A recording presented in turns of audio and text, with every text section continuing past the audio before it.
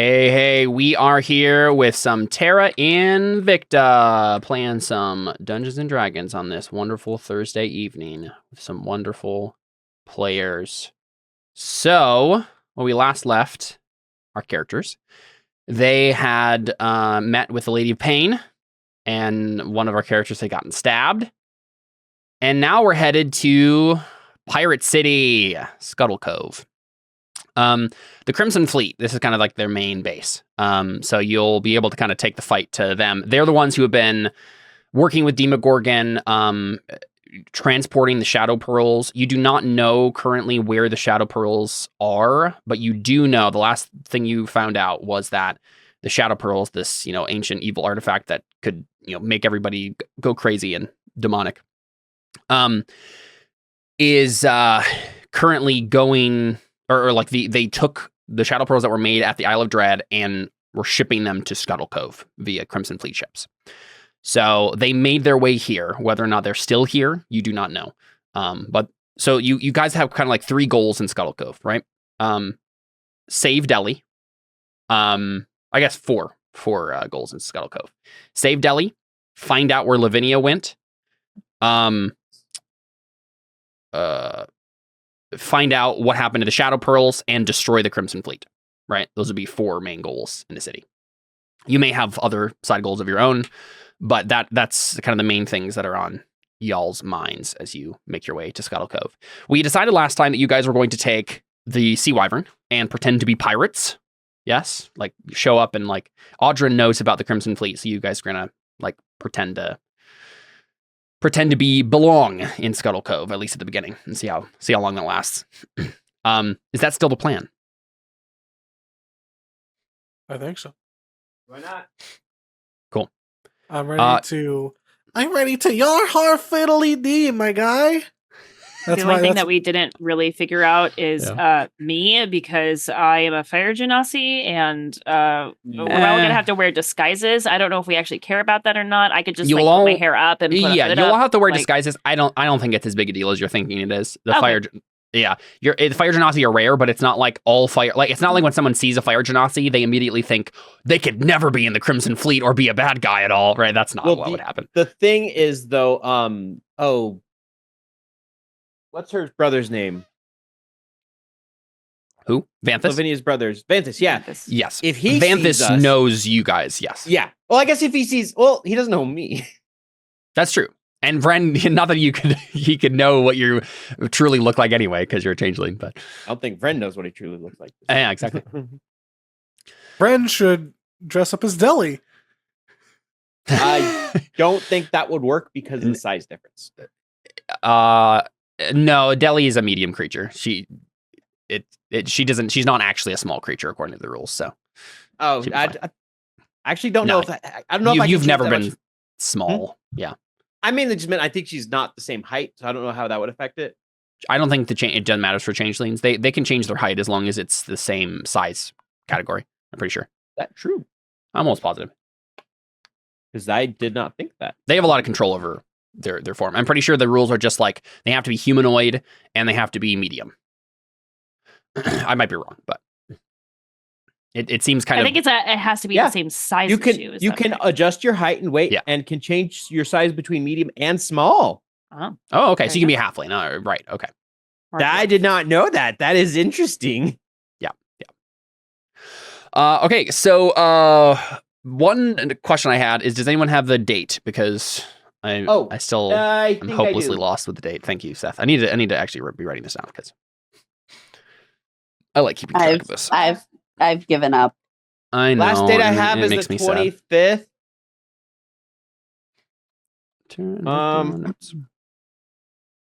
Yeah, that's what I have written down too. What episode did you write that down? Last episode. Okay. So that is likely... We were talking to the Lady of Pain on the 25th. On the 25th, okay. So the thing that matters then would be how long it is to... What the distance is to Scuttle Cove from where you are. I think we said you're kind of in the middle here. Okay, let me do some I think we said, okay, so 300 miles. No, less than that. 150. Okay. All right, I'm gonna bring up my travel calculator real quick here, and we'll just figure out what day it is when you reach Scuttle Cove. So by sea, you are in a sailing ship, and you are going 150 miles. That didn't work. Okay, it's only going to take probably 2 days. So, would you guys have taken any time preparing at Far Shore, or would you have taken off as soon as possible? Is there anything we need to do at Far Shore? Not necessarily. I mean, there's nothing you need to do at Far Shore. There's things you could do at Far Shore if you cared. Did we need to get any items? Are we low on healing potions, actually? That would be something you'd have to worry about in Scuttle Cove, probably. We talked about we kind of cleared Far Shore out of all that. Yeah. Also, if I'm not mistaken, we are the exact opposite on potions. I think we have a plethora of them. Plethora. I think you definitely got some from the temple that you just raided in Yeah. the last adventure. So you should have potions. Couldn't remember. So let's go ahead and say it is, let's say it's the 28th of June. So June 28th. And it is on that day when you arrive in Scuttle Cove. Couple questions. Did you take pains to... I assume you're taking pains to disguise your ship as a pirate ship. You have materials to do that with from the captured ships at Far Shore, so that should be easy enough. Maybe we got here a day later so we could do that. Yeah, I'm assuming that you took some amount of time preparing. Yep. And you it's not like you necessarily got back from the Lady of Pain and immediately left, so. Mm-hmm. I think we were going back and forth between whether or not you guys were going to park at like a cove nearby and then row to... I think that's what we had decided. To Scuttle Cove? Is that what we wanted to do? Okay. Because we wanted a safe Destroy place another rowboat? I think the idea was that we wanted a safe place to be able to like retreat to. Yes. I think Aldrin knew enough. He did a good roll on his like knowledge of Scuttle Cove. So I'm pretty sure he knows that like as long as it's in dock, and you guys like you would be targeted by people who want to steal stuff from your ship. Like it's a city of thieves and it's pure anarchy, right? So there's not the cops there. They're going to stop people from doing that.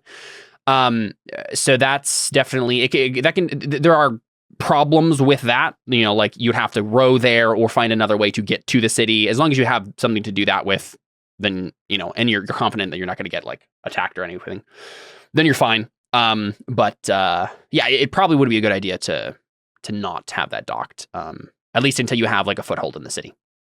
So do we first see you guys finding like that cove, basically, whatever the nearest cove?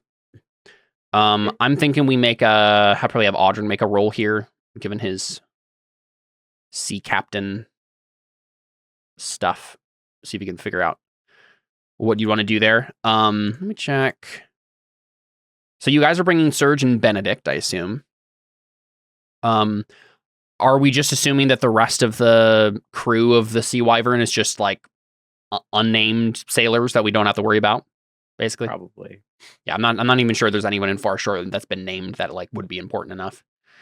I guess the one last question would be: is there anyone in Far Shore you need to talk to before you leave? Right before we actually, any last goodbyes you'd like to give? I assume you like at least off screen say goodbye to like people like Carla, for example, and anyone that you would care about, like Vincent and whatever. But unless you had something particular you wanted to say to them, we could skip over all those. Carla. It's your fault Lavinia got kidnapped. Why weren't you keeping track of her? Yeah, exactly. Yeah, that'll go well. That'll go very ruin your relationship forever with Carla. Yeah. Turn her on the path towards villainy. It'll be great. Yeah. You're right. It was my fault. I was secretly. Maybe I wanted it to be my fault. Mm-hmm, mm-hmm. I think we said you checked on your birds last time. Right. You were there. They had hatched. They, like hatched. Yeah. Yeah, but they're still. I would like babies. to point out that I've already named mine. Okay, yeah, very fun. I think I named mine too. Well, Deli named hers. I don't remember You named it too? That's an interesting name. Because the only NPCs I have in have character sheets for, at least, that I thought were important enough to put on here is Avner, Carla, and Lavinia. So unless you want to say some sort of goodbye to Avner, I think we just move on from that. Ren may have wanted to smack him upside the head, but yeah. Cool. You're leaving the town in charge of the Miravanches. Yeah, we had told I think it was Vincent to just keep him in check. Yeah. Keep an eye on him. All right, sounds good. So let's go ahead and have Jordan, you probably you can make a water vehicles test if you'd like, or you can make a nature check. Whatever you feel like you'd be better at. What skill would I be using if I use water vehicles? You mean stat? Yeah. Probably intelligence. I would probably prefer to do that. Actually, what is survival based off of? Wisdom. Okay. And nature's based off of intelligence. If it's survival, something I can assist with survival because I have it trained. Mm-hmm. In Burning Wheel turns, I think that would probably be a fork. So you could probably help him with that, even though it's a different thing he's rolling with, right? It's relevant enough. I think water vehicles with intelligence is fine. And then Emily, you can give him advantage with your survival, helping him. Go for it. Nice. Yep. So 24. Your knowledge of sea charts and coves. You've been to this location before, right? You've been here. You never with your own ship and paying attention to this sort of thing specifically, but it's possible. It's entirely possible and likely, given your role, that you've been here before with a Crimson Fleet ship, right? This is a cove you've been to in the past. And maybe it was one that, or I guess kind of up to you though, because I guess a Crimson Fleet one the Crimson Fleet ship has used in the past might be one that you wouldn't want to use because another Crimson Fleet ship might happen along it. What would you prefer? You got a 24, so you can find whatever cove you want. So the Sea Wyvern is not currently a Crimson Fleet ship, so that would be the least suspect one. The funny thing about the Sea Wyvern is that it originally was a Crimson Fleet ship when you stole it from the cove, or scavenged it from the Kraken's Cove back however many adventures ago. Right. So it definitely looks like a pirate ship.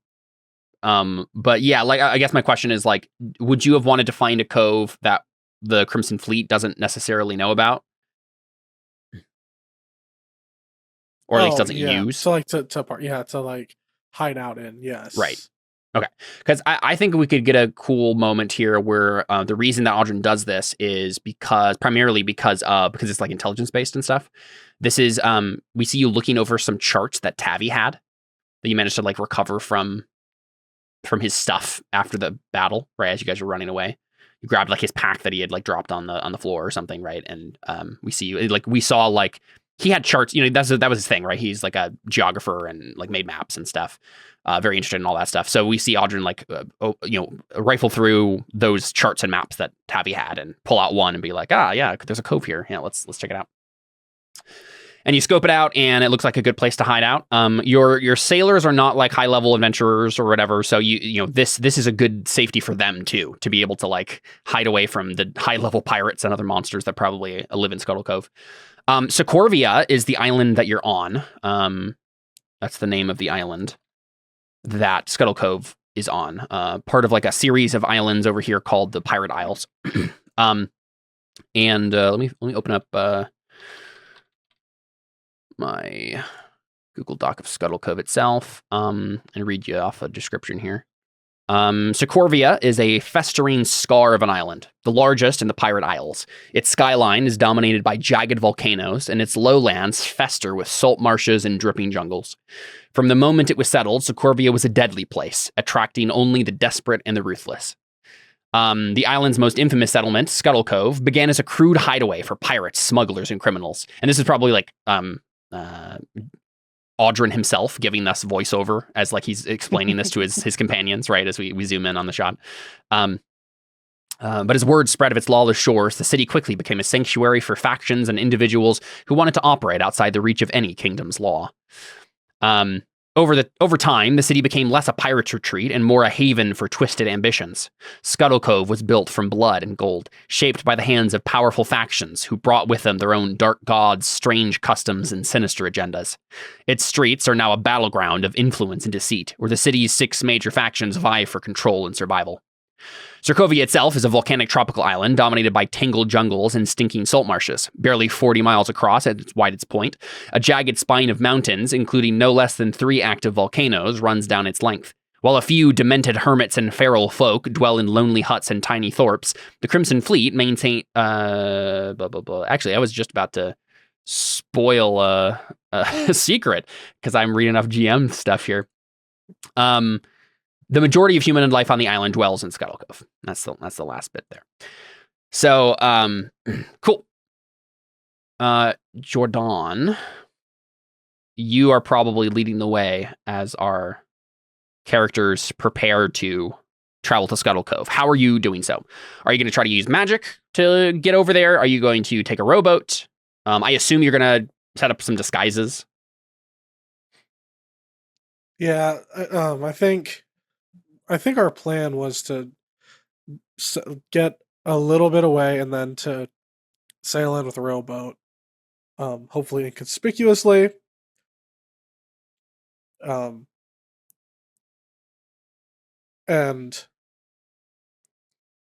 I know that I have a disguise already. And I think we could probably just make disguises up for everyone else. Yeah, I think, do you have a disguise kit? I do. Might. If I remember correctly. Are you proficient, rather, I guess? I am proficient with the disguise kit, but I don't have one. I am also proficient with the disguise kit. Nice. Yeah, I mean, I think it's probably a combination of Jordan's knowledge of what the Crimson Fleet pirates would look like, and then Anna and Vren being skilled with disguises. That's probably making this. Well. Yeah. So which one of you has a better bonus? I think this would be intelligence. I have a 0 to probably, right? Does that make sense to everybody? I have a 2. So roll disguise kit with intelligence. Or would it be like disguise kit with like charisma? Because I feel like, deception is based on charisma typically. I can see that too. Can I just roll deception? I have a 5 in deception. I have 10 with deception. Let's have who has a better charisma bonus? Vren. Vren. Let's have Vren roll disguise kit with charisma, and with advantage from Emily and Jordan. 26. Nice. Yeah, would you guys just please describe to me how your new pirate skins look? Yes. As we unlock the new pirate costumes for all of you. I have my same outfit, like my white just kind of like outfit, but then I now have like a red bandana, like kerchief tied around my head with like the knot on the side. Okay. And big gold hoop earrings. Yeah. And red lipstick on and like some eyeliner. Yeah. Yeah, there we go. I'm a pirate now. What about the rest of you? I'm thinking question. Orlando Bloom from Pirates of the Caribbean. Right, because you can just look however you want. But yeah, just okay. Sounds good. You literally are Orlando Bloom right now. Yeah, we got Orlando Bloom for this arc. I was thinking maybe he has like a wooden leg, but it's just his leg. Right. It's probably disguised just well enough, like where because you obviously can't make your leg. I think I can. Yeah, but you can't make your leg into. You can make it look like a wooden leg, but it's not. I can't change the number of limbs, right? Exactly. You can't actually get rid of your leg, so it can look like. It can look like a leg made out of wood, right? It's not. It doesn't have to be a peg leg. It can literally be like part of you. You have a rolled up pant leg, and part of your leg just looks like it's made out of wood, right? Yeah, that's right. That's kind of what I was going for, anyway. Yeah. So it's like his part of his body is just. It's not that it looks like what it's just actually wood. He's a change exactly. He can do that. It looks like someone's just transmuted a human leg into wood. And you know what? That's technically possible in this setting. No, yeah. Alyssa, Jordan, what about you guys? First, I have a quick question. Why do I have a sentinel shield in my I think it's a magic item you got at one point. I remember that. Okay. Why is it on my character sheet? I don't remember. It's possible you gave it away to another NPC at one point, but the only ones that would have mattered is Serge and Benedict. Let me check if I put it in theirs. Serge doesn't have it, but I feel like Benedict might have it. Let me check.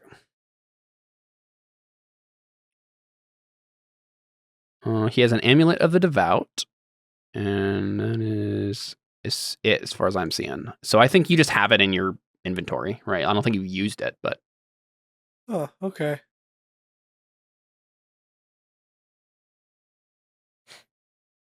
Well, okay, sure. you could use it if you want to. I don't think it's very useful for your build, but I mean, if I ever do a perception check, I guess it's helpful because I'd have advantage on that perception check. But oh, really? Well, doesn't the Sentinel Shield isn't that the thing that floats around you, or is that something different? that's something different. Sentinel okay. shield. It's just a shield with an eyeball painted on it, or it just looks like emblazoned with the symbol of an eye. You have advantage. I think you on got this initiative, recently. Have advantage on initiative rolls and wisdom perception checks. Okay. Where is it in your character sheet? At the bottom of my list, near paralyzing vials of poison. And I see. Set. Okay. Yeah, I think you recently got that. I think that might have been one of the things you scavenged from the temple. Okay. So I mean, you can give that to someone if you'd like. To be honest, maybe Serge could use that. Because you usually have dual wield, I guess is the thing I'm thinking of. Yeah, that's what I was thinking too. So maybe we give it to Serge because he could use a shield. Yeah, let's do that. I feel like that would be helpful for him. Let me. I'll drag. I need to drag the Sunblade into his character sheet too. Oh, maybe I already did it in the NPC sheet. Let me see. Anyway, let's let Jordan pirate outfits. So Audrin normally likes to wear green, just in general. I think there's been hints of green in all of his outfits up to this point. I think he's going to completely abandon green in this context. Makes sense. So I don't want to just. Well, I don't want red because I think red would probably be associated with Crimson Fleet. Well, yeah, I mean, I said, are you guys not pretending to be Crimson Fleet though? Are we? Is that the thing? Is that we're specific? That's my question. I mean, they're the only pirates that go here, right? They're in charge of the piracy in the waters around these parts. So you could not pretending to be a pirate ship that isn't part of the Crimson Fleet would be worse. Okay. Right. So then, yeah, just then. Because the idea is that the ship itself is pretending to be a Crimson Fleet ship, so that if anyone stops you, you can be like, "No, we're just a Crimson Fleet ship," but you're not necessarily bringing it to Scuttle Cove. So I guess I guess that is a good point. So you could pretend not. You could just be a ne'er-do-well. You don't have to look like a Crimson Fleet person. Okay. Well, I think up to you, because you could pretend to be a Crimson Fleet person, and then if someone actually of the Crimson Fleet comes along, that might get you into trouble if you can't convince them that you're part of their gang. But it could also intimidate enough people in the city that they won't bother you, right? If they're like, oh, they're part of the Crimson Fleet, right? Up to you. How much?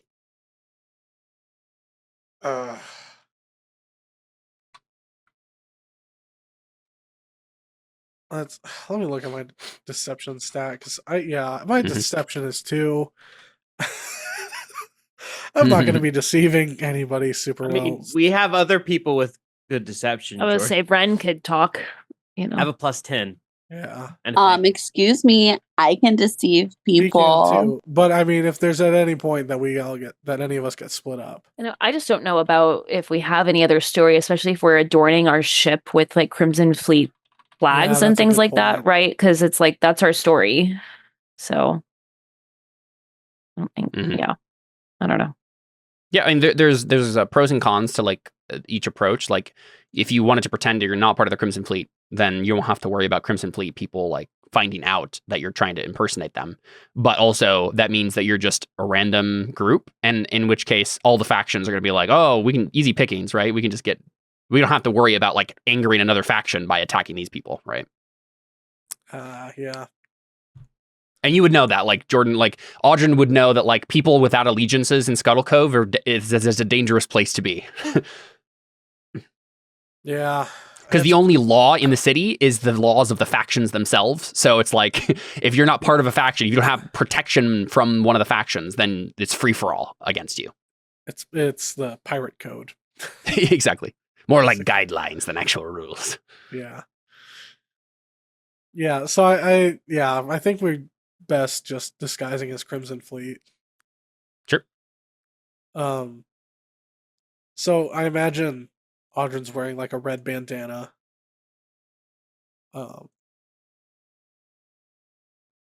And he has a red. It was just a red shirt, like red t-shirt, but the sleeves are cut off and then the middle is cut in half, so it's like a vest. Nice. But it's like a really trashy vest. Yeah. And then he's wearing like a dirty beige shirt underneath it. Cool. What about you, Takewee? How are you trying to disguise your genasi-ness? Yes. You're muted. You're muted. I always pictured Takewee, with like a braid. And so I think this time it's still in a braid, but now it's like wrapped up in a bun behind her head. So it's just a little bit more subtle. Inconspicuous. Inconspicuous. And picture her. I mean, she's probably got the biggest costume change of all because she was wearing like her tribal clothing, basically. So I picture her in like, like the typical like kind of pirates like coat or jacket where like, you've got like the cuff on the sleeve here. It's a little longer and it's got like, I think this one has a hood so that way she can like pop it up if she needs to with like a white, zip, the crisscross ties in the front. Right. Yeah. The like lacy shirt. Yeah. Lacy shirt, black pants and some boots, I think. So yeah, she looks very different, I think. I'm imagining a tricorn hat. Do you have a tricorn hat or do you have a just a hood? Because if you're trying to disguise your hair, then maybe that's the way to go, right? Because just having a hood up all the time is kind of suspicious. Yeah. Like tight I guess that's bun true. Underneath the hat, right? Yeah, that could work. Or maybe like I don't know, a bandana, bandana or something like that too. Yeah, me and Audrin can be matchy with their bandanas. I like to think too that like your like Eldritch Claw tattoo makes you definitely look like a pirate. You're like, I got this tattoo. Everyone's saying you guys matchy with your bandanas. I was the first one to say red kerchief bandana, okay? I'm in the club. I'm pretty sure everyone has bandanas. Because Ren described... On the seas, we're known as the Red Bandana Gang. I just said I look like Orlando Bloom. That's all I know, but when I see Orlando Bloom in a Pirates movie, I guess I think he at one point wore a bandana, but yeah. I've been drawing what Anna would look like. That's what I've been spending my time doing. Very cool. She's a little pirate. Okay, he so... doesn't have a kerchief in the... I think at one point he did, but yeah, I think you're right. Most of the time he doesn't, because you got to have the money shot of his flowing locks. Mm-hmm. Okay, one picture of him wearing a bandana, but it's not red. Yeah.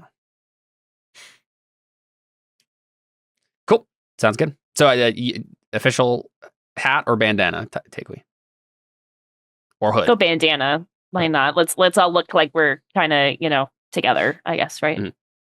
Because I was mainly wondering because like the tricorn hat also typically is associated with like a captain or something, right? So like if one of you has that hat, then that would be the person that people probably look towards. Does Audrin have a tricorn hat to throw on over everything? Since he's the captain of the ship. I feel like Ren should have it because he's the better deceiver. You have a Ren. Yeah, that's true. Yeah, I'm okay with that. Wait, I have the what? Actually, I love that. With Audrin being the actual captain, and then Vren is the Yeah, so I think your cover story is you're the captain of whatever their ship is, because you can make yourself look like whoever, right? A completely different person. You're wearing the tricorn hat to signify that you're the captain, and you have the most charisma. So yeah, that makes sense. And that is wonderful. I like on my way to Scuttle Cove. I gotta see. Okay, Caleb, this has to be the Oh my gosh. picture for this has to be the thumbnail for this episode. Does it though? That's funny. Oh yeah, that's funny. I'm very proud of you. I'd like to imagine that Vren's Orlando Bloom though is like Orlando Bloom pretending to be Johnny Depp. Like the way he's acting is like where you know, like Orlando Bloom pretends to be Jack Sparrow in that movie, like or like acts like him, because I feel like that's how Vren would be like, have an exaggerated persona like that. Up to you though. I mean, his persona is probably not changing too much. I just wanted to look like Orlando Bloom because then he could keep the voice and act fancy, and it'd make okay. Fair enough. Yeah. Cool. It's funny. Awesome. I'm the one I'm pretending to be the captain, yet I'm the one who's technically the slave here. No, you're literally the slave. Yeah. Yeah, but I bet Vren loves it. Oh, he does. Mm-hmm. He loves to chew on the scenery. Yep. As do I. Cool. So are you guys taking a rowboat, or are you guys going to just transport yourselves to the city through some other method? Vren had teleportation, so. That could go poorly, though. Yeah, but as we found out, it really can't go that poorly. Caleb. It can't. Most of the time it's like let's do it. Let's speed run to Delhi. Let's go. Most of the time it's like you're 300 feet away from where you thought you were going to be. No, there was right? literally the time that Alyssa's last character, I just blanked on her name. Ari teleported to the wrong place and that's true. Killed. That's true. Yeah. I suppose there are plenty of buildings you would not want to accidentally teleport yourself inside of in this city. Yeah. Up to you. I'm just the thing I'm wondering is like, it does seem kind of weird for like a pirate crew to like show up in a rowboat as opposed to like just put their, especially if you're pretending to be part of the Crimson Fleet, right? Like you wouldn't be scared of people. We don't necessarily have to row into like the actual like port. We could go nearby. I mean, kinda. The city has walls around it. Oh, it does? Yeah, I'll show you a map of the city. Yeah, let's see a map so we can get an idea what we're dealing with.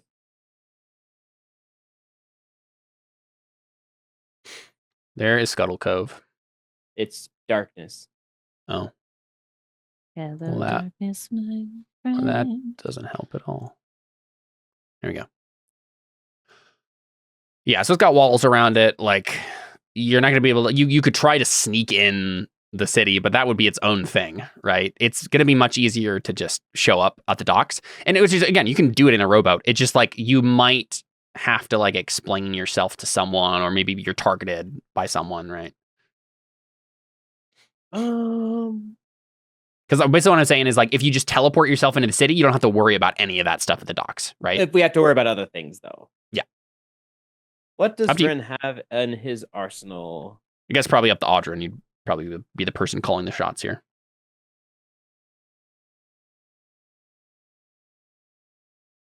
So calling the shots between what and what? Between how are you approaching Scuttle Cove?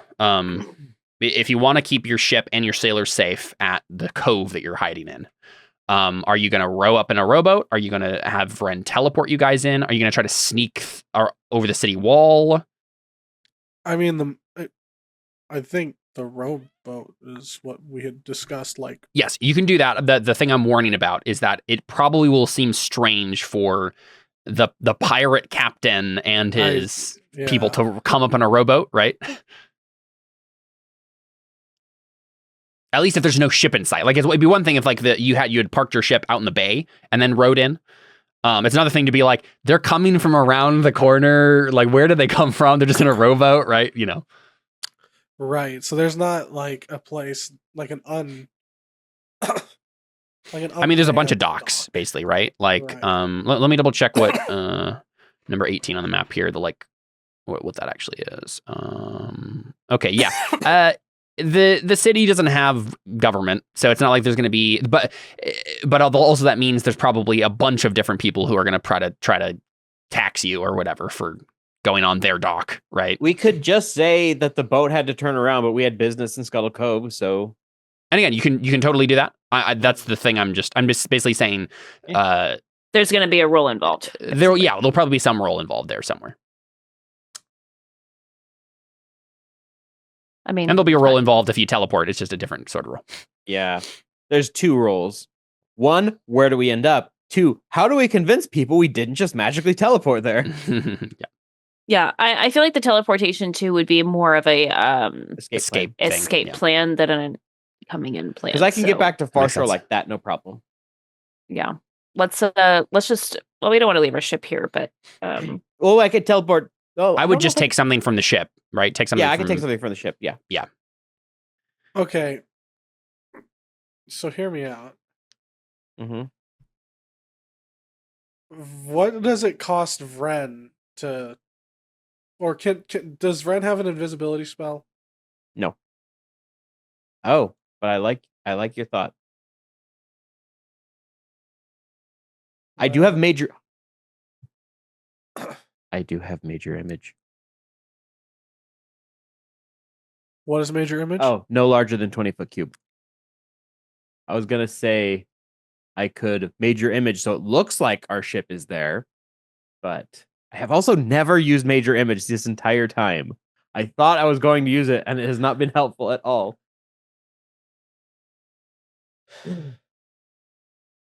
I thought something fun we could do, but I don't think that'd work very well. We could have it like a giant fish swims up to the shore, opens its mouth, and we climb out of it. Suppose so. So it looks like we came in by fish. that would probably raise more questions than the rowboat. Yeah, but it just sounded funny.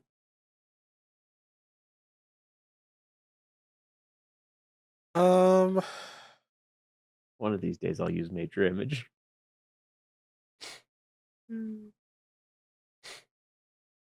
Up to you. I feel like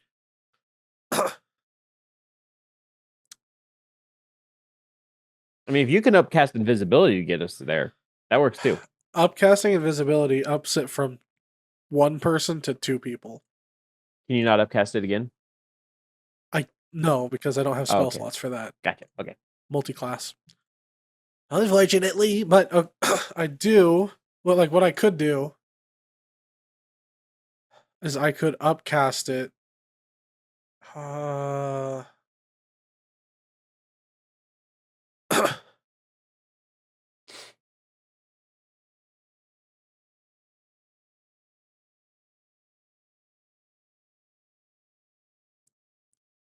Okay, here's what I can do. Mhm. I could turn Vren and 1 other person invisible, probably Vren and Anna. Turn them invisible, and then they can fly over on Vren's broom. Yeah, that's true. You could fly. And then Turn invisible. well, You also have Surge and Benedict to worry about. right. Let's just come in on a rowboat. I think it's simplest. Well, We just spin some lie about the ship had to turn around. or that we wouldn't grace our great ships. We wouldn't sully our great ship's image in the presence of. I mean, it seems know. like we would be. I mean, this is the place where the Crimson Fleet is. So, like, I feel like we wouldn't be sullying anything. This is like the main place for Yeah. the Crimson Fleet.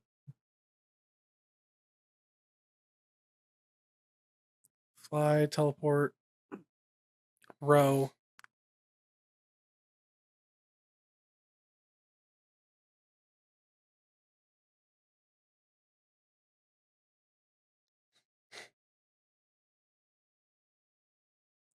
Is there a way to walk from the cove up to here? There is, but you have to like go through a bunch of jungle and also still come through a city gate, right? Right.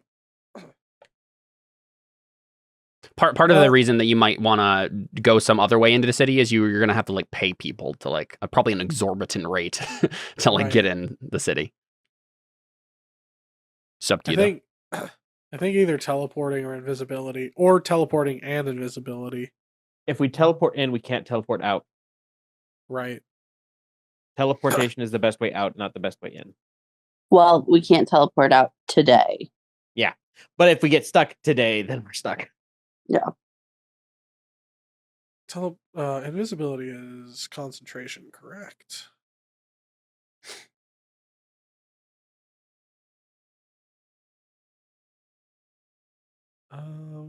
Yes, it is concentration. So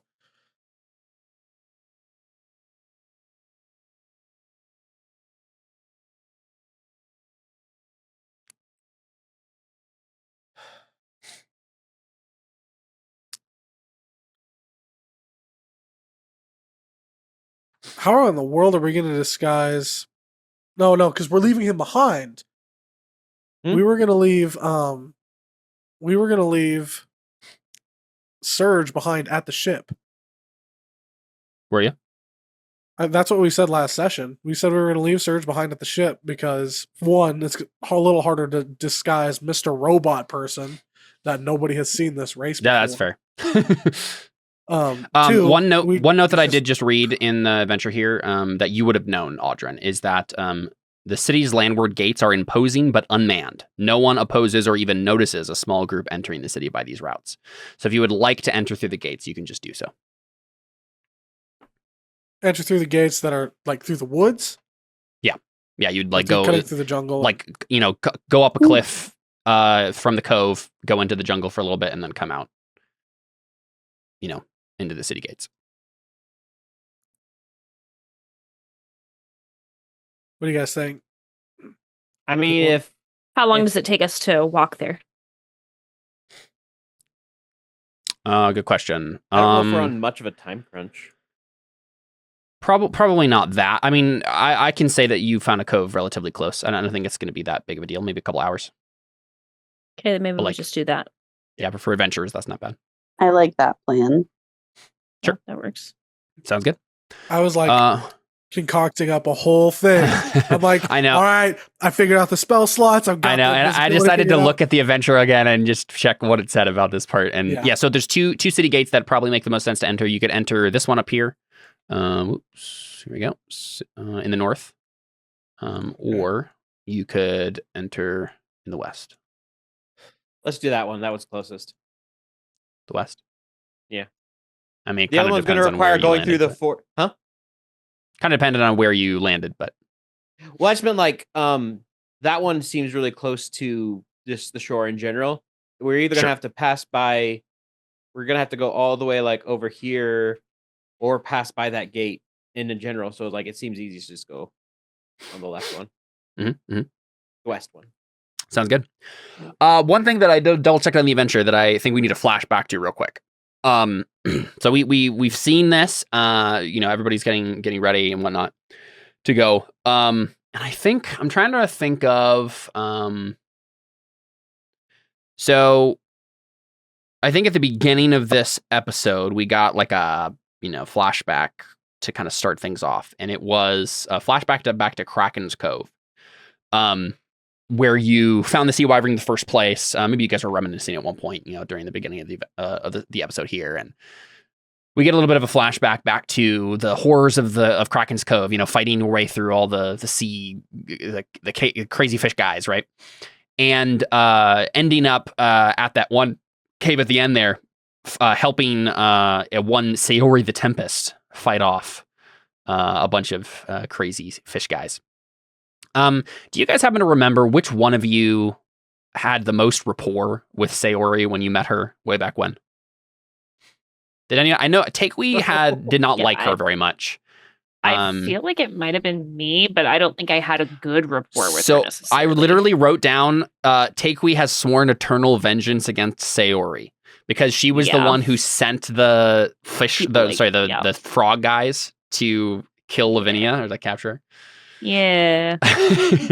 So would either of you have like, I know, it's been forever since we've done that, but like, just, first instinct, would either of the other of you, because Deli obviously is not here right now, have thought slightly more favorably of Sayori?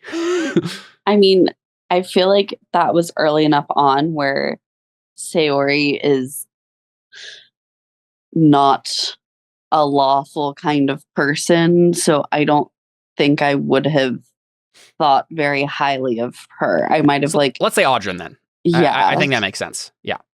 Would you like Jordan's opinion of Sayori or Audrin's opinion of Sayori? I do want to know Audrin's opinion of Sayori. If you feel free to tell me. Yeah. Audrin is not super. Audrin doesn't like Sayori, so to speak, and he's cautious of her, but he does owe her because it's through all the events surrounding her and everything that happened with her that he realized his feelings for. True. Yeah. Takewee. Yeah. Takewee. Yeah. Okay. Yeah. So Jordan's I was opinion, for the record, for the same reason, is the opposite. I'm eternally frustrated with Sayori because of it. Yeah. That wasn't really Sayori's fault. It was the You decided to make a declaration about your dice. I did not think it was gonna happen. Well, and she was fighting against the same creatures we were fighting against. That's true. In that case. Yeah, no, I think it makes sense to be Audrin because he was also a pirate at one point and probably just would know her better and understand her motivations better. The reason I was some sort of thing with her that Audrin knew about her already. Yeah, no, you knew. You had heard about her, or maybe had met her at one point in your time in the Crimson Fleet. Yeah, there was already a connection there, so I think it makes sense for this to happen here this way. So I was cleansing back through the adventure while you were trying to figure out your plan there, Jordan, and I was planning on dropping this later, and I wasn't entirely sure how I was going to do it, but I realized that the timing on this is probably such, especially with the way you guys play, that I probably need to get this in before you guys get to Scuttle Cove. Otherwise, I don't know. Basically, this is going to happen at night while you guys are sleeping. And I was like, I don't know if there's actually going to be a point where you guys will sleep again, depending on how fast everything goes for what needs to happen to kind of set up this. So we got all of this stuff with setting up the pirate ship and getting your costumes and stuff. But Jordan, the last night, so let's even say that you guys are preparing to do this. We've gotten everything we've gotten so far, like the plans and all that stuff. And then you go to sleep that night in the cove, and your plan is to go to the Scuttle Cove in the morning. Let's say that's how it all shakes out. And so, Audrin, you're asleep, and you get a dream, a very strange dream. And it goes something like this. Let me find the information here.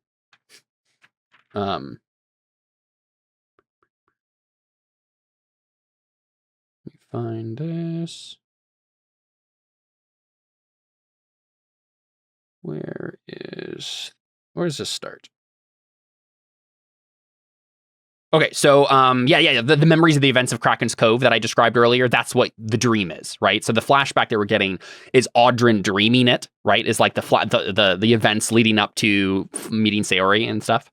But what happens once you beat them, right? It happens pretty much the same, but you beat the fish guys much easier than you did in reality, right? And so you have a moment to talk to Sayori and whatnot, and it starts to go kind of like how you're imagining it, but then Sayori just looks at you straight on and seems to change from the kind of repeat of as if you've been watching a movie and then suddenly the person in the movie just looks at the camera, right? And has started breaking the fourth wall.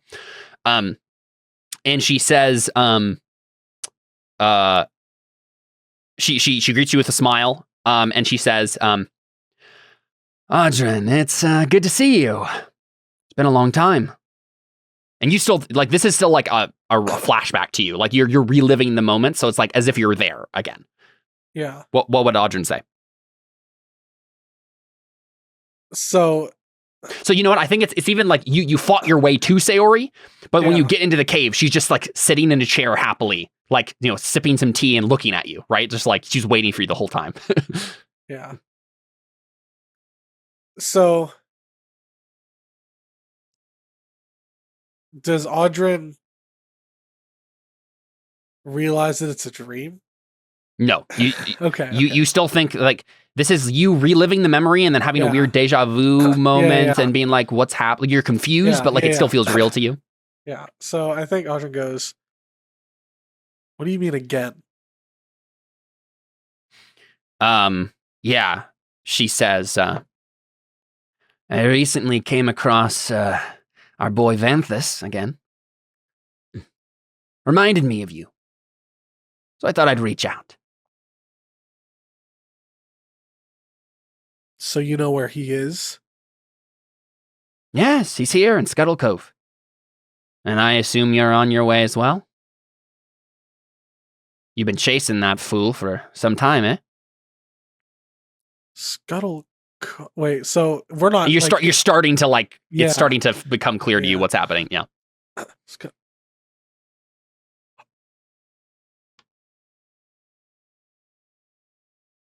So Sayori had a better relationship with Vanthus, if I remember correctly. No, she hated him. No, she was like blaming him because she thought Vanthus and Lavinia were in on it together, right? Like that's why she was just like, oh, the Vanderborens, they screwed me over, right? But you managed to convince her that like she was wrong and that like Lavinia shouldn't have been. You know, she just kind of like gave a half-hearted apology because she was like, I can't do anything about it. But like, that's right. Okay, I'm remembering now. Okay, so I feel like I'm actually reliving things as Audryn, but like in reverse. So Audryn goes,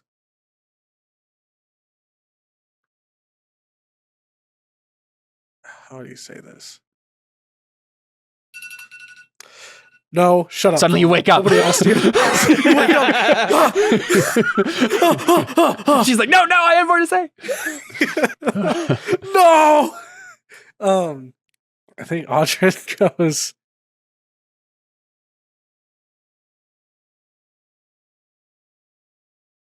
so he is in Scuttle Cove, and you know where in Scuttle Cove he is? I saw him. I've been trying to find my way to him ever since. She says, he had his sister in tow, Lavinia. You still working for her? Audryn like clutched his fists in rage, and he just says, yeah, recently she got a little bit kidnapped. Working on that. It looked I'm like glad I know who took her. Yeah, and I think she says, I'm here getting revenge on the Crimson Fleet for what they did to me and my crew. The events in Scuttle Cove, or the events in Kraken's Cove. They didn't tell me what I was carrying, and that made me right mad, it did. Got some good men dead. I figure, you and me, if you're itching to save Lavinia, could help each other. Save Lavinia, stop Vanthus. I think we have many shared goals here. Even stopping the Shadow Pearls would be mutual boon. Mm-hmm. Yeah, I think she says, come see me at Red Foam Whaling when you make it to Scuttle Cove. I'm holed up here with a group called the Order of the Bitter Curtain. You know of them? Good people. They wanted to take the fight to the Crimson Fleet, same as me. So we've been working together. Sayori just part of the Bitter Curtain, or no? Doesn't sound like it. Sounds like she just like found them as like the one good faction in the city. No. She joined she joined the Verdict for a little while with Yi and then left it. Yeah. Oh, I didn't realize she left it. It didn't seem like she was part of the. I mean, I guess she maybe was part of the Verdict. You guys wouldn't have had the context for that, but yeah. Okay. It sounded like she was just a pirate now, right? So wait. Did she said that she was working with who? The Order of the Bitter Curtain. Oh, she's working with us. Yeah. She asked. She was sorry. like, for some reason, I heard those verdict in my head. I was like, they were mixed in my head, and I was like, the Order of the Bitter Curtain. So basically, the kind of the gist that Audrey is getting here is like the one good faction that's in the city, like working against demon stuff. Because she was also working against the Crimson Fleet. They managed to meet up at one point, and she's been working with them ever since. She's working with Bitter Curtain, not with the Blood Sisters. No, Order of the Bitter Curtain is the Pantheon, the people who help. Yeah. Yeah. Okay. No, I'm tracking now. Because at first I was thinking, Door Sister, and so you know what I'm talking about. Door Sister, the person who stole my magic powers. The Lady of Pain. Which one? That Door Sister. That was an Alyssa-ism. I was gonna say that was a pure Alyssa-ism. Okay, translated by Alyssa. I got it very quickly. I was just slow to my unmute button. Alyssa understands the language of Alyssa-ism, so I also she knew knew who he meant, but I also couldn't remember what. Yeah, okay. Admittedly, I feel bad for Alyssa during this because even though I'm the one that said the thing, she's the one that's getting roasted here. This is not nice, guys. Yeah. It's fine. Also, I feel like Door Sister is pretty accurate. It's about as accurate as air blow is to whistle. Yeah, okay? it's that level. Air blow? Can you air blow, Door Sister? But yeah, so Sierra says, "Meet me at my place at Red Foam Whaling," is what she says. Yeah. Oh, is there anything else that Audrey would? I think she says, "Be careful though. The city's in an uproar, even more than usual." Scuttle Cove in an uproar? What could possibly? She says, "All of your slaves simultaneously rebelling at once." Oh, that'll do it. Yeah. All the slaves just up and broke the chains, ran away, killed their masters, whatever else. Slavers in Scuttle Cove are broke about now. Huh. And it was all at the same time. She nods. She's like, "Yeah, about 3 days ago." You seen any pink dragon? Sorry, a couple of weeks ago, I guess. What you say? And if you do the timing on it, basically it's like when you were still in the temple. Audrin says, you seen any pink dragonborns lately? I mean, besides the one that you, besides your friend? Specifically my friend. What, you lose her? You could say that. No, I can't say that I have. Sorry to hear that. She seemed far too young to be adventuring. You don't know the half of it. I don't know if that would make sense for Audrin to say. Audrin doesn't know the half of it. Yeah, that's true. That's true. I don't know a quarter of it. No, you don't know the quarter of it. No, I think Audrin just says, if you happen to see her or anyone that seems like her, or hear any hints of her or anything, might keep an ear out. Because Audrin thinks the deli's there too, right? Like, there isn't any reason for us to assume. Because what's his name? Does Audrin have any reason to believe that Deli is in Scuttle Cove? Ren told us, I think, because Ren had that information. Yeah. Okay. Yep. So we don't know. So we know that she's in Scuttle Cove, and we don't know who or where. Besides that, she. Yes. I'm pretty sure we know that her father kidnapped her. Yeah, the Crimson Fleet is like one of the main factions in charge of Scuttle Cove, but it is unclear. I don't think Audrin even knows where their like secret stronghold is. You were mostly on Crimson Fleet ships that were going around to different various places. They have a secret stronghold on the island somewhere. The most we know is she's kept in an area where scrying is an anti-magic, some sort of anti-magic. They have some sort of anti-magic thing. Her. Yeah. Okay, so But we know that she's like likely kidnapped with the Crimson Fleet. You know her Yeah. dad kidnapped her. And Yep. do we know her dad is part of the Crimson Fleet? Yes. Yes. We Okay. told you guys. Deli Yeah, told he you. was like literally like he is the captain of the on Big our kahuna. whole confession night when everyone was saying in all our their deep, dark sharing secrets. circles. So Yeah. so I think Audrin tells her there's a good chance that Vanthus has her too. She nods.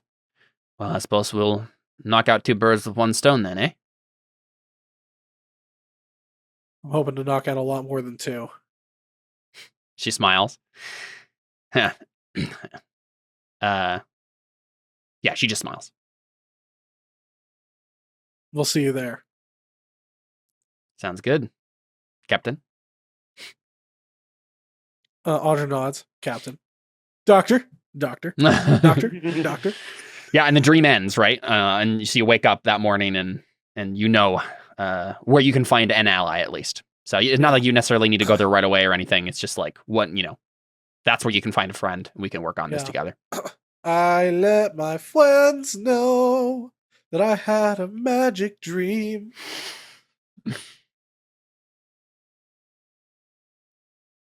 Yeah, and it's still unclear to you like how she did that, but like maybe the And Order of the Bitter Dakely Curtain just, like, had a magic rubs- thing. rubs her head. She's like, really? Her? Yep. Ugh. A bit of a history with her, take we? Yeah, I don't like her. She killed Lavinia. Oh. Well, she got her killed.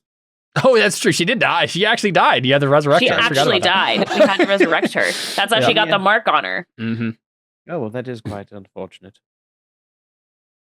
Well, Yes, quite. better deal with her, Vanthus, I guess is the question. If she's willing to work with the Bitter Curtain, I suppose it can't be. We'll put aside our differences for now. And I realized I said that, and Ren has no clue who Vanthus is. Not really. Well, he's never met I think him you would anyway. know. He knows who he is, but he doesn't know who he is. Like, he's never met him. Yeah. I think probably the correct phrase that Vren says there is the enemy of my enemy. Yeah. Yeah. Cool. So you guys make your way let's go to the seek her western gate of Scuttle Cove. So, Scuttle Cove is a terrible, terrible city. It is. Let me give you a little bit of a description here. Scuttle Cove is a pit of salt-corroded decay. Its streets are narrow and choked with refuse or the occasional corpse, left to be picked clean by carrion birds. With most buildings are barely above shacks, with walls propped by sagging wood and roofs patched with sodden cloth or old sails. Permanent structures are rare, used only by the city's most powerful and wealthy. And so, like as you're walking through, you see lots of like roughs, right? Like the tough thug types walking around. People like closing their doors and windows when they walk by. At one point, you catch a group of those ape demons that you've seen before on the Isle of Dread, ones that can teleport, wandering around like a street kind of farther away from you. They like pass by, prowling around.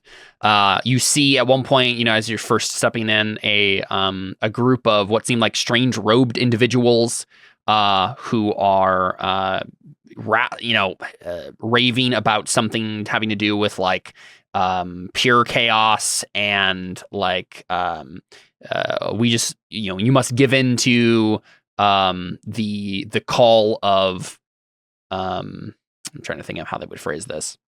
Madoc? No, not Madoc. I was wondering. Let's see how they phrase this.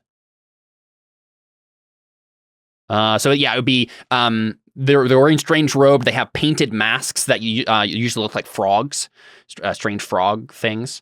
And they're kind of like roaming around. They're very kind of like unsettling and erratic in their behavior.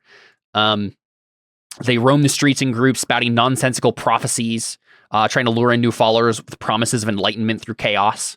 At one point, you see one of them go to like a guy, like a beggar, and hold out a shard of bone and basically say, Give in to join the hopping prophets. You may see your future, find your destiny. And the beggar's just like, get away, F off, right? Choose it. Choose your destiny. Choose it. Choose it. Choose your destiny. Choose your destiny. Choose it. I assume you're referencing something that I don't get. Yep. But yeah, so like lots of weirdness and like toughs, demons, strange prophets and priests. But yeah. Would Vren know anything about these weird hopping prophets? You can make a religion check. I have very little religion. I don't know. Nothing. Critical failure. Yeah, you have no idea. Vren's like, that doesn't sound like Madoc. Oh. Mm-hmm. Yeah, it certainly does not. Don't know, don't care sort of thing. That's basically like the joke that I make when people say, holy cow, and I'm like, that's not Christianity. That's what just happened. That's basically just I don't care too much about what they were. I was just curious if Vren knew anything, just be given his background with chaos and whatnot. Yeah, you pass by number 15 here is one of the first things that you see as you pass by down the street. Seems like a well-built 2-story wooden building, some sort of inn, looks like. The Rusty Shunt? The Rusty Shunt, yep. Okay, I did read that correctly. Some of these names will not be accurate, but yeah, that one fair is enough. correct. I have changed some of them. But yeah, it looks like, the Rusty Shunt is like an inn as you pass by. Where are you headed? Well, to the Red Foam Whaling. I couldn't read my own handwriting for a I mean, second. you going straight to the Red Foam Whaling, or are you going to do some shopping and information gathering first? That was the original plan. shopping spree. Yeah, where you guys need? wanted to buy stuff. I don't know of anything I need to buy. I think I'm full on like Anything you want to sell?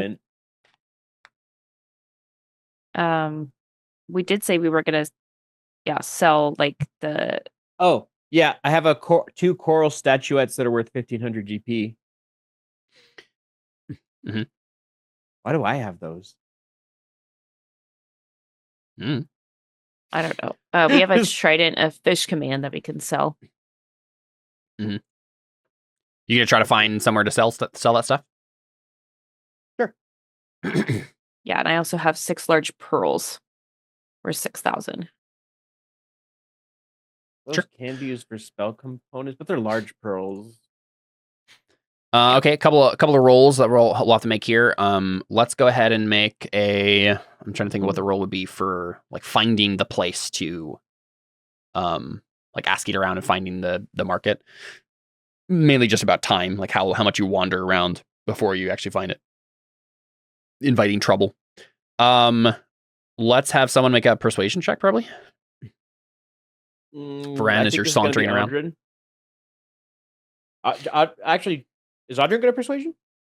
7. I I have have 10. an 8. Yeah, you're the best at it, Vren. And I'm pretty sure you were being presented as the captain of the little crew here for now. What do you say, Jordan? But you can take advantage. I can Just- give you a bardic as well if you'd like. I could also do guidance. Guidance is a spell that'll draw attention. Not right now. Oh. I'll use the I- bardic though. Yeah, if you want the bardic, I'll give it to you. What's that? D6? Mhm. Yes. 19. Almost a 20. Yeah, I mean, I think it takes you long enough that you'll have to make another check here. Someone needs to make an intimidation check as you guys are wandering around so that people aren't going to try to pick on you. I think that would be me. I have a plus 13. Oh yeah, that's Yeah. definitely you. Looking buff, just trying to keep people off.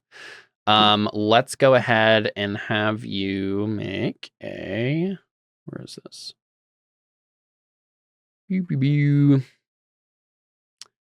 Make a DC 20 intimidation check for me, Tikwi. Okay. I'm assuming nobody else has intimidation. I have a As a plus skill? 10. But Add you with the- have it Yeah. as a skill. Yeah. Okay, can I take advantage then? Mhm. Okay, perfect. Oh my Ooh. god. 31. Good thing you had the advantage there. Yeah, so no one's messing with you as you're walking through. At one point, you do see a couple of like thugs kind of step out from an alley and watch you as you go, and they kind of tail you for a little while, and then maybe at one point, like Takewee gives them a dark look, right? Like looks behind her and gives them a dark look, and then they trail off. I imagine it's the kind of thing where Vren goes up to someone, asks him a question, and Vren still looks like a bit of a thin character. He asks a question, they're about to go to, and then just Takewee stands up behind them, is like they're like, oh, okay. Yeah, dark shadow. Have you not met my friend? Yeah, exactly. Yeah, so you're navigating the city pretty well, right? Like no one's getting in your way. But yeah, it is a total anarchic mess, right? Just total chaos. There's people like being knifed in the streets, right? As you're walking around. Are you? How? I assume you're trying to like keep your disguise and not like trying to be heroes. Yeah. No. I think it's tearing Takewee apart inside, but yeah, it's definitely like happening all over. Beggars being like beat up and their stuff being stolen, and yeah, it's not a nice place. But eventually, you make your way to what was this called? Number 17 over here near the docks. Arala Kinu's Emporium. This large structure of green stone is owned by and run by an industrious half-orc named Arala Kinu. She is it's a gal. The building is sort of a miniature marketplace with private booths that can be rented out to merchants. It does seem like this place is nicer than there's like people hawking their wares at various places throughout the city, but this is like the nice marketplace because there's like a fee you have to pay basically to rent these booths out, and so like only merchants who have that fee ready to go can actually be here. So this is the place to come to do good major shopping. But yeah, Arala Kinu probably gives you a dark look as you step up because she gives everyone a dark look. Kind of across her arms, this like tough looking half-orc lady, and then waves you in to like go shopping, right? So everyone is trying to rip you off, right? You try to do some shopping here, and right away you can tell if you're trying to sell stuff, they are taking a third of what it's worth. If you're trying to buy stuff, they're overpricing it by 3 times, right?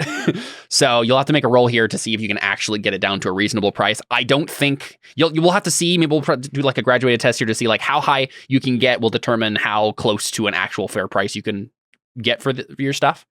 But yeah, Vren, I would make a persuasion check here with advantage as everybody's kind of haggling. Do we want to do another bardic here since are we trying to sell all our stuff here then? It makes sense to do it all at once, right? Okay. You want to do another bardic then? Yeah, I think that makes sense. I've got another one. I just don't want to. We don't want to use all of them, but I've only got this. I've got 2 left, so that's okay. Well, let's see. Actually, you know what? We might not need it. I can always versatility reroll. We'll see. We'll see what happens. Well, it's not a we'll see. It's either I give it to you or I don't. Yeah, I know. So I'll take it. If anything, I can roll extra to see if we can get even more. Okay. Persuasion 29. Ooh, nice. You know what? Yeah, I'll use the bardic because that means we'll beat 30. Break 30. And that means you rolled a 19. So I rolled a 19. Yeah. Yeah. Almost broke. That is a 34. 35. Yeah, I think. I'm trying to think. I don't think you can get actual full price for them because they're this is a terrible city of anarchy and swindlers, right? But I think let's say you can ripped off at least. You can sell everything for 90% of what it's worth. It's not bad. Okay, what all do we have to sell? I have the 6 pearls for 6,000 GP. So 6,000. I do have the Trident of Fish Command. I don't know how much that's worth though. I can pull that up in my notes here. Have 3,000 because I have 2 of those.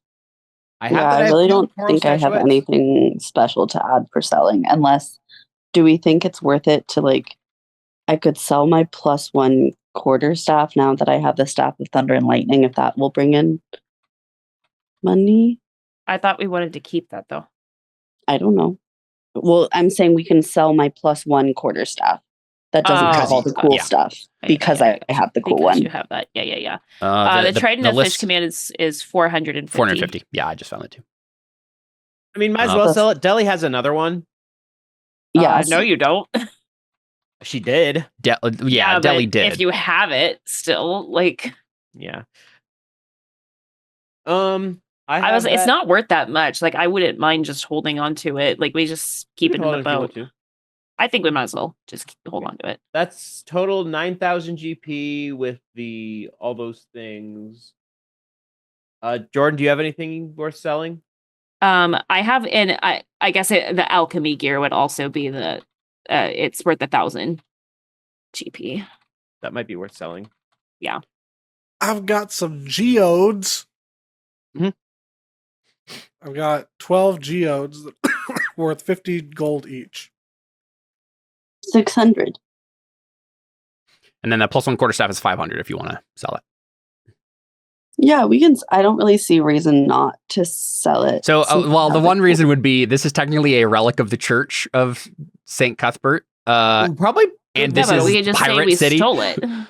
No, I'm saying like it might. I don't know if Anna wants the pirates. Like this is like the hive of scum and villainy, selling the church relic, right?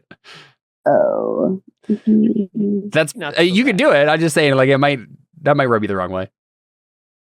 I mean, if it's a church relic, then I don't think she'd want to sell it in the first place. Yeah, you might just want to give it back to Father Valentine. I'll just keep it. I guess I don't. Yeah, I forgot that it was like special. It was, yeah. That is 10,600 worth of stuff times 0.9. We get a total of 9,540 party gold. Nice. Okay, I'm gonna write that down in the bio sheet. So, selling gold. You said how much is it? 9,540 added to party gold. Okay, done. And then I'll just delete this stuff off my character sheet. I'll delete the coral statuettes that I had for some reason. Hopefully those weren't important. But they had their GP next to them, so I'm guessing no.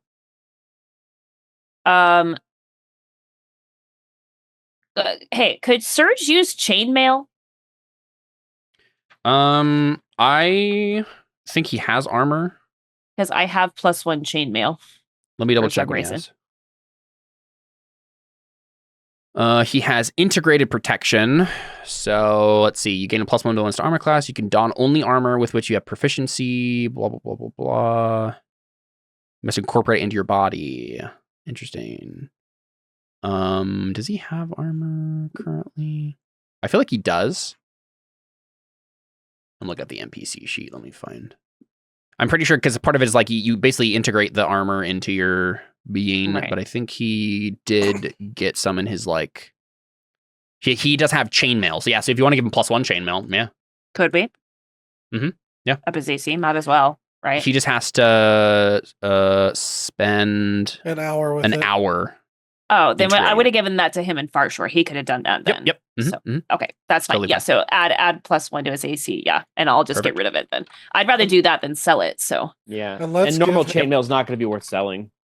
No. Let's give him the good shield too. Let's give him the magic shield. The Sentinel shield. Yeah, I already put it on his character sheet. Yep. The only thing it does is give him like the initiative and perception bonuses. It doesn't like change his AC, but he'll switch out his regular shield. It also works as a +2 shield. Oh, but right, I know. I'm saying he had a shield already, so the only thing it does is like give him the magic bonuses. But I mean, I don't think he's very good at wisdom, so this will probably help him roll a little bit better in combat. No, he has he has a 8 in wisdom. Yeah, it'll be nice for him to have a little bit better of a chance to be a good paladin for perception, and then initiative. I don't think he has a good dexterity either. Nope. All right, cool. So you've sold all that stuff. Are you going to ask around then? Is that the plan? Well, I gather out some information. I've got a specific thing to look for in here in shops and stuff while we're walking around. So, Caleb, you know what it is. So I'm just. Oh, can you remind me? His eye out. Yes, I will. Can you message me real quick and remind me? Yep. Where is this?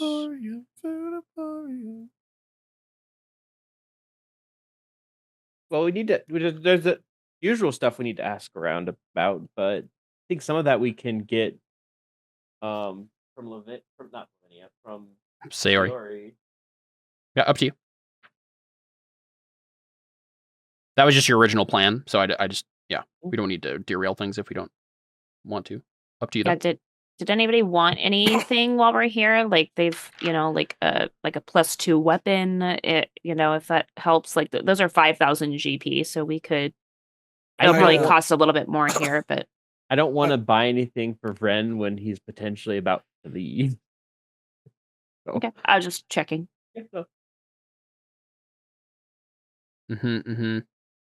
Why does my dice total say 16 instead of 6? Or why does it say 6 instead of 16? What are you looking at? I just looked at my hit dice and it says that I have 6 hit dice out of 16. Yeah, that does not seem right. We maybe just spent some at some point. Yeah, I mean, based on what you have here, Audrin, most of this is like going to be done after the fact, so it's just the nice object that you need, right? Which isn't going to be that difficult to find, especially if you got the 34. Is this something that you're like doing just by yourself, though, and not taking friends' persuasion with? You might have to at least bring Vren in on what you're trying to do. That's fine. Right. So you should just say it out loud for the audience's sake, then. At least what you do, what we see you do when you go. Yeah. For Vren. So Audrin is looking out for a particular. Should I just explain the actual item? Yeah, basically, I think we just see this as like a shot. Like, we don't necessarily hear what you say to Vren, but we do see Audrin go over to Vren, be like, hey, help me find this particular thing. They go off together for a little while the girls are looking around at other stuff, right? Yeah. And what do they pick up? Or attempt to pick up? Yeah, so Audrin is looking for a nice, classy, but fitting to her style necklace for Takeway. Aww. Because anybody remembers, which I'm assuming nobody does. No, I do. You said you were going to buy something worth like 10,000 GP or something. No, he didn't say that. He said like he's going to buy when we get back to civil society that he'd get a nice necklace or something like that. Well, Scuttle Cove certainly does not count as that, but I guess it's close enough. I mean, as civil society. It's more civil than the jungle, only barely. True. I don't know if Takeway wants anything from this place. So, Audrin, the thing that will matter here is basically however much, I'll just let you spend however much gold you want to. The nicer it is, the easier it will be to do what you need to do with it. Right? It'll be a better conduit. That sounded ominous. And obviously, just how nice it is, as well as determine that. Right. So, what would my options be then, price wise? Whatever you want. Literally, just name the price, and we'll take off the gold. Or 110% of that gold.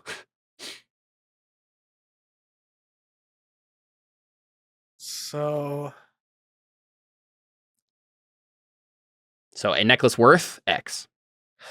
Okay. So then, based on the gold that I have, let me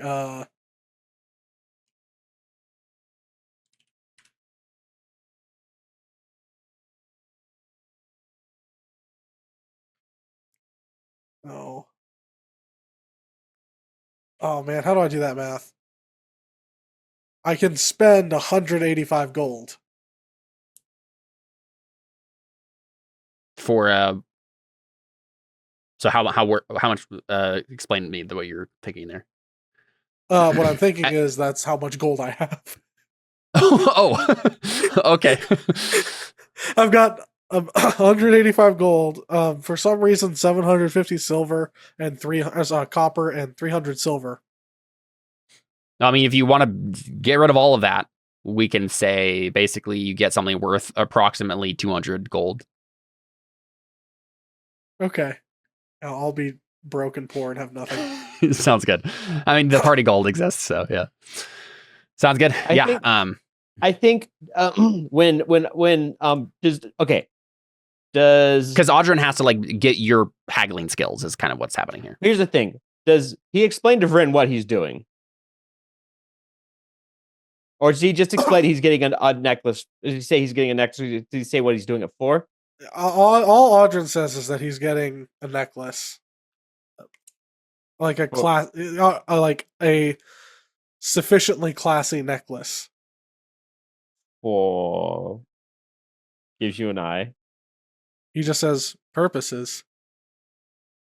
Audrin, please. Is it for a certain someone?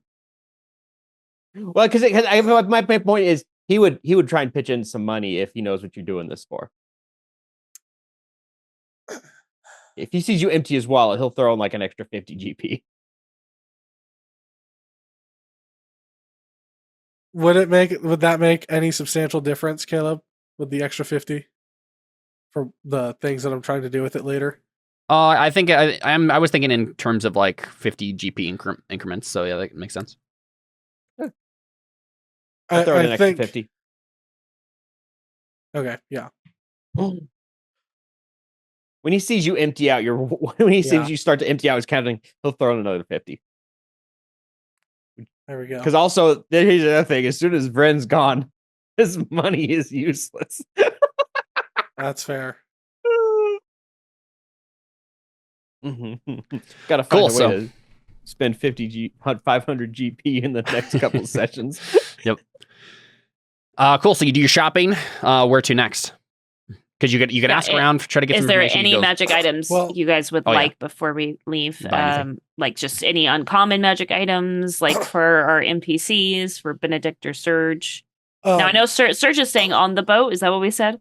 For now, I think. Yeah. For now. Okay. I mean, if Benedict doesn't have 3 items, I mean, a luck stone would be a good item for him to just give him +1 to everything. Like, and those aren't super expensive. Just like if he has a free slot. But I don't know if he has any attunement. He has Amulet of the Devout. And as far as I can tell, that's it. He has the Pipes of Haunting. I know that as well. Yes. We need to add that to his character sheet. I might need to do that, yeah. But I think that might be it, though. So I'll double check his PC sheet. That's an option of that, just to be like, you're better at everything. There you go. Uh-huh. Yeah. Makes sense. Or even like a Cloak of Protection or something for extra AC if he needs it. Yeah, just something basic for him. Because, yeah, it doesn't cost much. Mm-hmm.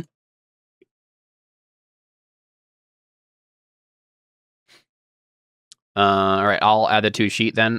This is going to cost 110% of what it's worth. Okay. So whatever it says in that list there, but add 10%. So which one are we getting? Are we getting the Luckstone, or does that make sense? I mean, how much is that? I mean, I think his AC is okay, right? What's his AC, Caleb? Stone of Good Luck is 500, so that would be. Let's see. Times. His AC is already 18. 550. Huh? 550. Okay. I mean, yeah, that sounds good. That's fine. We could do 150. I'm willing to spend that much money on him. We've got plenty of 550. Yeah. Yeah. Stone of Good Luck. Yeah. Cool. Did you see the second half of the other stuff that I was trying to get in that big message?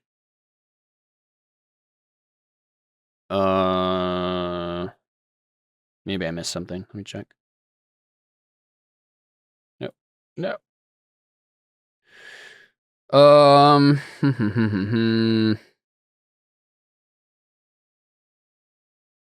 I mean, I don't know. That would be. I wish I would have remembered that before this session, because I mean, there's a bunch of magic items. I'm sure one of them could do something like that. Yeah, but I don't know for sure. Anyone have a thought on an object that you can use to trap, bind, or capture someone and teleport them, or teleport an item directly to make. Wait, I'm confused. I don't understand what you want now. Now that I've read it out loud. So, I want to be able to capture somebody if we need to capture You want somebody. a Pokeball. Yeah, a Pokeball. I want a Pokeball. There is something like that. It's a stone of... Either capture them or You- immediately teleport them to a specific location of my choosing. Yeah. Maybe You on a could use different like plane. you could use something like a cube of force to do that.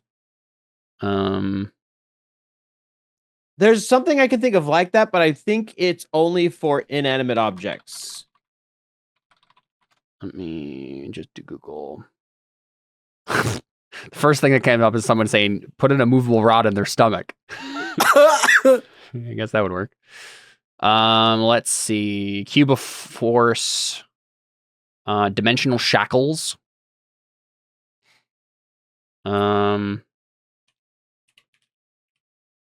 Yeah, dimensional shackles. I think they have to be incapacitated though for that to work. Iron bonds of Bolaro. Where are those? Iron bands of Bolaro. Oh, wait, this is just in the DMG. Okay. So I can explain this one to the party. Yeah. We have Iron bands of Bolaro is 4,500 gold. So that's within the realm of possibility. This one, so it's like a sphere that you throw at someone and it will entangle them in bands of metal. Not a bad idea. Okay. So this is we've had several instances of people getting kidnapped. Mm-hmm. And I think it's time for us to take the theme of the campaign, which is apparently people getting kidnapped, and use it to our advantage. Because there's a certain sister that... Take sister. Uh-huh. Yeah, I thought that's where you're going with it. That makes sense. Yeah.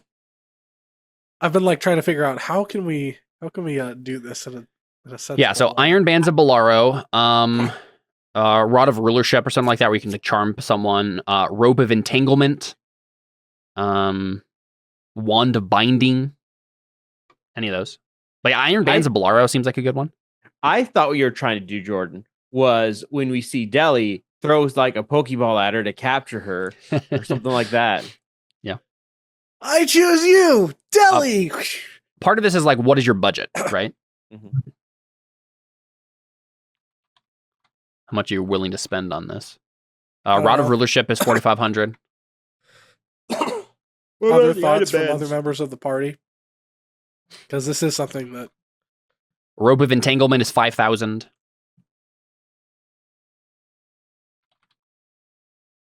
Wand of Binding is only 4,500 again.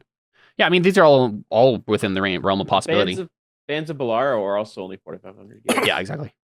I mean, it's party gold. I'm not... I mean, that's fine if you want to buy a magic item. Do you have the slots for it, though? Because don't most of these... It's a wondrous item. Iron Bands of Bolaro, at least, is just a wondrous item, so you don't need attunement for it. Wondrous items, you have to attune sometimes. Not this one, is what I'm saying. Oh, Most wondrous items, you don't have to, as far as I know. I don't think that's true. I'm pretty sure it is. Every wondrous item like I'm looking at right now, it does. Bolaro. All of them I'm looking at are no. There's a couple of them that are yes. Doesn't look like it requires attunement. There's a lot of no's on this list that I'm looking at. Yeah, no, there are some no's, but there are lots of yeses. I would say it looks half and half to me. But yeah, this one does not require attunement, at least. Okay. Just so we know what exactly it does, right? So this sounds nice to you. Use an action to speak the command word and throw the sphere at a huge or smaller creature you can see within the 60 feet of you. As the sphere moves through the air, it opens into a tangled metal bands. Make a ranged attack roll with an attack bonus equal to your dexterity modifier plus your proficiency bonus. So, Audrey would be good at this. On a hit, the target is restrained until you take a bonus action to speak the command word again to release it. Doing so or missing with the attack causes the bands to contract and become a sphere once more. A creature, including the one restrained, can use an action to make a DC 20 strength check to break the iron bands. On a success, the item is destroyed and the restrained creature is freed. If the check fails, any further attempts made by the creature automatically fail if the check fails, any further attempts made by that creature automatically fail until 24 hours have elapsed. Question. Does this count as a magic weapon? You are making a ranged attack roll, but it doesn't do damage, so I don't know if that matters.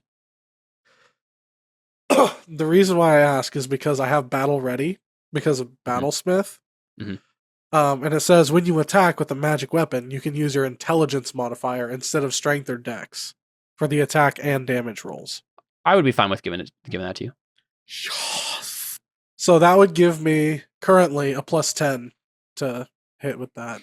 Yeah. Right. I just worry that a DC 20 isn't like that terribly difficult to break out of. Yeah, the one bad thing about it is that apparently the item is destroyed when they make the check. Though if they fail the check, they literally cannot break out of it for 24 hours.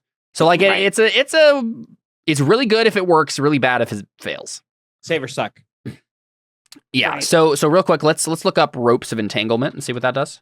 See if that's like better for what you're thinking. Because I like the idea of it. I just want to have a specific plan. I want to not be put in the situation where Audrin has to potentially kill Takewee's sister. Right. Okay, rope of entanglement. If you hold one end of the rope and use an action to speak its command word, the other end darts forward to entangle a creature you can see within 20 feet of you. The target must succeed on a DC 15 dexterity saving throw or become restrained. You can release the creature by using a bonus action to speak a command word. A target restrained by the rope can use an action to make a DC 15 strength or dexterity check, target's choice. On a success, the creature is no longer restrained by the rope. So this one can be used again, but the check is lower. And they could do it over and over again. I feel like the other one's better. I think that's definitely the better option so far. Let me look. So it's do a you guys DC want to 20. It's a DC 20 strength check, right? Yeah. So what if we also had something that lowered someone's strength? Lowered their strength? Yeah. I don't know. I guess you could find a scroll. Silvery of Barbs something. could make a reroll if That's true. That's true. Let's get it. That's fine with me. I think, I don't think Takewee would have any reason to think that like I think we could all agree that would be useful for anybody, you know. Yeah. Yeah. You could find ways to augment it if you really wanted to, but just by itself, it's probably a useful item to have for right now. Yeah. It also sounds like something you could find in Scuttle Cove. So it's 4,500, but it's 110%. Yeah, so times 1.1 basically. Okay, not 4,950. Okay, I'll subtract that from party gold if you all are cool with that. I'm okay with it as long as everyone else is. Fine with me. We've got like 30,000 gold, so dang, might as well spend some of it, right? Mm-hmm. For sure. Okay, I'll subtract that from our party gold, and you can put that in your character sheet, Jordan. All right, so it's called Iron Bands of Bolaro. Iron Bands. Did it come up? I'm a fan of Iron Bands of Bolaro and Iron Bands of Binding. Yeah, what does that do? What is the Iron Bands of Binding? Iron Bands of Binding. 5 golden rings. This rusting iron sphere measures 3 inches in diameter and weighs 1 pound. You can use an action to speak the command word and throw the sphere at a huge or smaller creature you see within 60 feet. It's the same thing. Just maybe named differently. Okay. Yeah, one is in the SRD and one is in the DMG. Ah, I see. Yeah, so it's just that like named after the wizard or not named after the wizard. You know. Okay. Yeah, it's the same thing. Okay. Shoot, there was something else I was going to say. Since we're here, maybe we stock up on some poisons? You could do that. Audrin does? I don't know. Yeah, that's certainly a thing that Audrin can try to do. So when you start to ask around about poisons, the proprietor comes over to you and talks to you, Audrin. And again, half orc lady. She says, "We don't sell poisons here." And she gives you a look like you should know why.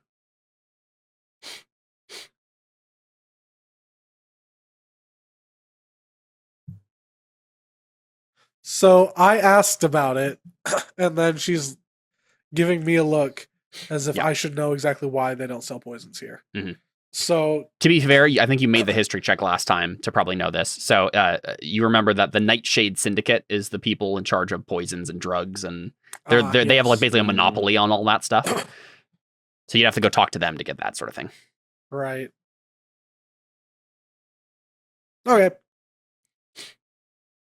So yeah, you could do so. You'd have to ask around about like where their people are and whatnot, and how to get in touch with them. But this isn't something that's super super pressing for me. There's a lot of cool ideas and stuff that I've had in the background. I'm like, oh, that would be cool to do something here with. That could be cool, but I'm not beholden to any of them. Mm-hmm. So if people want to move stuff forward and just jump into the next thing, I'm fine with that too. Yeah. Mm-hmm.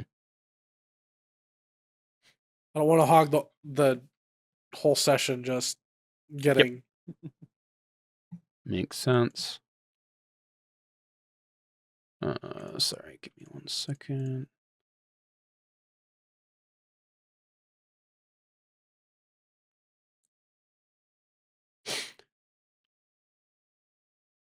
Let me just roll something real quick.